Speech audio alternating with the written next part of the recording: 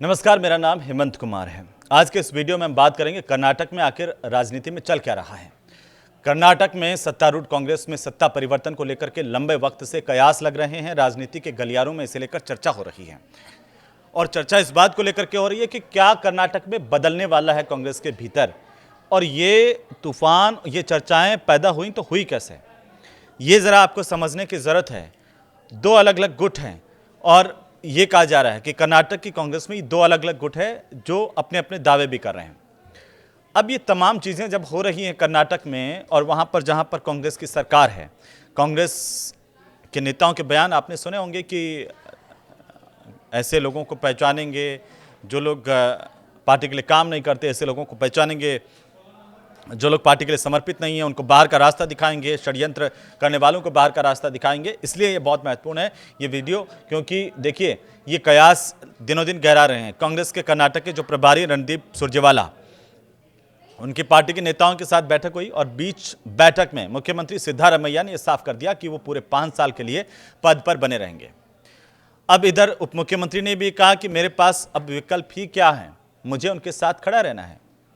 तो भाई ये दो गुटों को लेकर के जो देखिए, आपने देखा होगा राजस्थान में क्या चला पूरे 5 साल, जब अशोक गहलोत की सरकार थी, वहाँ पर सचिन पायलट और अशोक गहलोत के बीच में पूरे 5 साल तक सत्ता के कयास, तो नहीं तो कोई और सही, कोई और नहीं मैं ही सही, ये सब चलते रहे। मैं हूँ तो कोई और नहीं। उधर से कहा गया कि नहीं अब आपका बहुत हो गया, अब तो हमें आने दो। ये उधेड़बुन चलती रही और ये ऐसी ही उधेड़बुन कांग्रेस के खेमे में कर्नाटक में दिखाई दे रही है। मुख्यमंत्री हैं सिद्धारमैया, उन्होंने यहाँ चिक्काबल्लापुरा में बुधवार को ये कहा कि वो पूरे 5 साल के कार्यकाल के लिए पद पर बने रहेंगे। तो राजनीति के गलियारों में इसे लेकर चर्चाएं तेज हो गई कि आखिर सिद्धारमैया ये कह रहे हैं तो क्यों कह रहे हैं और इसके पीछे की वजह क्या है। अगर सिद्धारमैया ये कह रहे हैं तो वो इस लिहाज से कह रहे हैं कि उनके पास पूरे विधायकों का समर्थन है, उनका गुट मजबूत है, उन्हें लगता है कि उनकी पैरवी करने वाले मजबूत ढाल उनके पास हैं, इसलिए कह रहे हैं। अब सवाल यह भी उठे कि क्या वो 5 साल तक सीएम रहेंगे। ये सवाल उनसे जाहिर सी बात है कि पूछा गया और बार बार पूछा जाता रहेगा। तब मुख्यमंत्री ने कहा कि हाँ मैं रहूंगा, आपको इसमें संदेह क्यों है।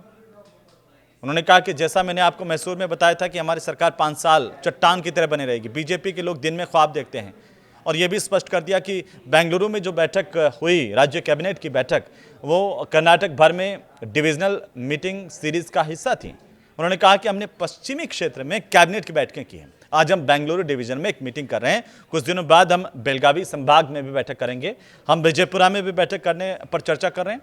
मुख्यमंत्री ने कहा कि आज बेंगलुरु डिवीजन की बैठक है और हम अपने घोषणा पत्र में घोषित सभी घोषणाओं को लागू करेंगे।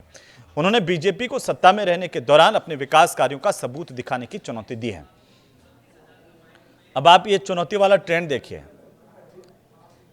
कि कैसे ये चुनौती वाला ट्रेंड चल रहा है, जिसमें राजस्थान में बीजेपी के मुख्यमंत्री हैं अभी फिलहाल, उन्होंने भी चुनौती दी विपक्ष को। सिद्धारमैया उधर कांग्रेस के हैं, वहाँ उन्होंने चुनौती दी है विपक्ष को और ये कहा कि वे सत्ता में थे। बीजेपी को कहा कि सत्ता में थे, उन्हें ये बताना चाहिए कि उन्होंने किया क्या है। जैसे कि हमारे डीके शिवकुमार कहते हैं कि उन्होंने क्या किया है, उन्होंने कुछ नहीं किया। स्वास्थ्य, शिक्षा, पीडब्ल्यूडी, ग्रामीण विकास, सिंचाई, इन सब में कुछ नहीं किया। ये सत्ता पक्ष का विपक्ष पर आरोप है और कहते हैं कि कोई सबूत नहीं, वे बस झूठ बोलते रहते हैं और लोगों को गुमराह करने की कोशिश करते हैं। अब डीके शिवकुमार को सुन लीजिए। डीके शिवकुमार ने भी चिक्काबल्लापुरा के अंदर ही कहा कि मेरे पास विकल्प है, मुझे उनके साथ रहना है। शिवकुमार ने कहा कि मेरे पास अब विकल्प क्या है, मुझे उनके साथ खड़ा रहना है, उनका समर्थन करना है। डीके शिवकुमार ने कहा कि मुझे इस पर कोई आपत्ति नहीं है। तो ये मान के चलें कि डीके शिवकुमार को लग रहा है कि गुटबाजी को लेकर के या इस तरह की बयानबाजी से हासिल कुछ होने वाला नहीं है।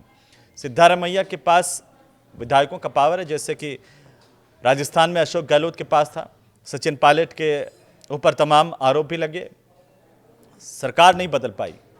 आलाकमान ने बाकायदा दिल्ली से राजस्थान में अपना प्रतिनिधिमंडल भेजा था कि विधायक दल की बैठक हो जाए, बीच में होने नहीं दिया अशोक गहलोत ने। अशोक गहलोत की राह पर क्या सिद्धारमैया चल रहे हैं, ये सबसे बड़ा सवाल मैं आपके लिए छोड़ के जा रहा हूं। और अब देखिए कि डीके शिव कुमार को ले लीजिए आप। डीके शिव कुमार कहते हैं कि पार्टी आलाकमान जो भी कहेगा, जो भी तय करेगा उसे पूरा किया जाएगा। मैं अभी इस पर कोई चर्चा नहीं करना चाहता। हमारे लाखों कार्यकर्ता इस पार्टी का समर्थन कर रहे हैं।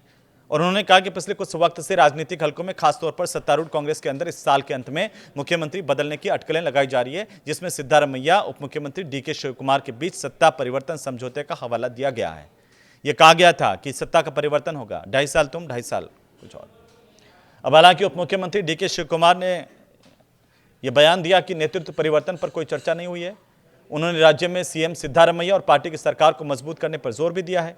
तो भारतीय जनता पार्टी और जनता दल सेकुलर यानी कि जेडीएस के नेताओं के इस दावे पर कि राज्य में सीएम को बदला जाएगा, पलटवार भी किया डीके शिव कुमार ने। तो क्या यह महज कांग्रेस की सरकार को बदनाम करने की विपक्ष की साजिश है? यह भी एक सवाल है कि भाई जब डीके शिव कुमार और सिद्धारमैया एक भाषा बोल रहे हैं तो क्या विपक्ष इस तरह के जो है अब वो मुद्दे उछाल रहा है ताकि फूट पड़े कांग्रेस में? और कांग्रेस क्या इस बात को समझ पाई है, समझ चुकी है? क्या वो हाल नहीं होगा जो कांग्रेस का राजस्थान में हुआ, जहां पर सचिन पायलट, अशोक गहलोत दोनों के बीच में तनातनी चलती रही। सचिन पायलट तो मानेसर तक विधायकों को लेकर के चले गए और कयास ये आए कि बाद में जब सचिन पायलट के पास हर एक दिन विधायक कम होते चले गए, उसका भान नहीं था। तो क्या डीके शिव कुमार वो गलती नहीं करेंगे जो सचिन पायलट कर चुके हैं? और आप देखिए कि पलटवार भी इस पर हुआ है और ये कहा गया है सत्ता पक्ष की ओर से कि क्या वे हमारे हाईकमान हैं।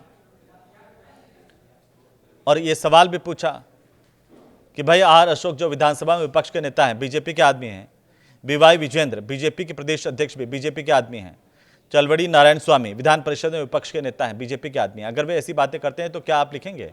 ये सवाल मीडिया से दरअसल इन्होंने पूछा। और यह भी पूछा कि क्या आपको इसकी पुष्टि नहीं करनी चाहिए? इससे पहले बेंगलुरु में पत्रकारों से बात करते हुए डीके शिव कुमार ने कहा था कि सत्तारूढ़ कांग्रेस के अंदर कोई असंतोष नहीं है। जब सिद्धारमैया मुख्यमंत्री हैं तो नेतृत्व के मसले पर यहां पर भी किसी तरह के विवाद की कोई जरूरत नहीं है। करीब 2 साल पहले मई 2023 में विधानसभा चुनाव के नतीजे घोषित होने के बाद से ही मुख्यमंत्री पद के लिए सिद्धारमैया और डीके शिव कुमार के बीच कड़ा संघर्ष चल रहा था, यह सबको पता है। और लंबे मान मनोवल के बाद में पार्टी नेतृत्व शिव कुमार को मनाने में कामयाब भी रही और उन्हें राज्य का उप मुख्यमंत्री बना दिया गया था। हालांकि तब यह दावा हुआ था कि रोटेशनल चीफ मिनिस्टर फॉर्मूले के तहत दोनों नेताओं में समझौता हुआ है। यह भी एक तरह से इधर उधर के बयानों पर ही आधारित है और इसके मुताबिक शिव कुमार 2.5 साल बाद सीएम बनेंगे, लेकिन पार्टी की तरफ से इस पर कोई आधिकारिक तौर पर अभी कुछ कहा नहीं गया। तो सवाल यह कि क्या पार्टी समझ गई कि अशोक गहलोत सचिन पायलट के बीच में हुआ वैसा कुछ होने नहीं देना है? सवाल यह कि डीके शिव कुमार क्या समझ गए कि उन्हें सचिन पायलट तो नहीं बनना है? सवाल यह भी कि विपक्ष अगर सत्ता पक्ष को डिस्टर्ब करना चाह रही है कर्नाटका में, तो क्या यहां पर इस बात को सत्ता पक्ष समझ रहा है और उसी तरह से चलेगा? अब देखिए, ना केवल मुख्यमंत्री को लेकर के बल्कि एक और वजह से जो मुख्यमंत्री है सिद्धारमैया वो चर्चाओं में है। तो कर्नाटक में जिस तरीके के चर्चाएं चल रही है, अब इस पर कई ऐसे सवाल हैं जिस पर सोचने की ज़रूरत है, न केवल पार्टी को बल्कि ये आप दर्शकों के लिए भी है कि क्या सत्ता पक्ष ही कांग्रेस को जो है गुटबाजी को लेकर के लगातार हवा दे रहा है? क्या डीके शिव कुमार और सिद्धारमैया के बीच में कोई नया समझौता हो गया है जिससे कि यहाँ पर सरकार स्थिर है? लेकिन जिस तरह के दोनों के बयान हैं सीएम और डिप्टी सीएम के, उनसे लगता है कि राजस्थान जैसी कमोबेश स्थिति यहाँ पर कर्नाटक में नहीं देखने को मिलेगी। हालांकि पार्टी आलाकमान का फैसला महत्वपूर्ण होता है और आलाकमान इस पर क्या संज्ञान लेते हैं, क्या फैसला करेंगे, वो अभी भविष्य के गर्भ में है। नमस्कार।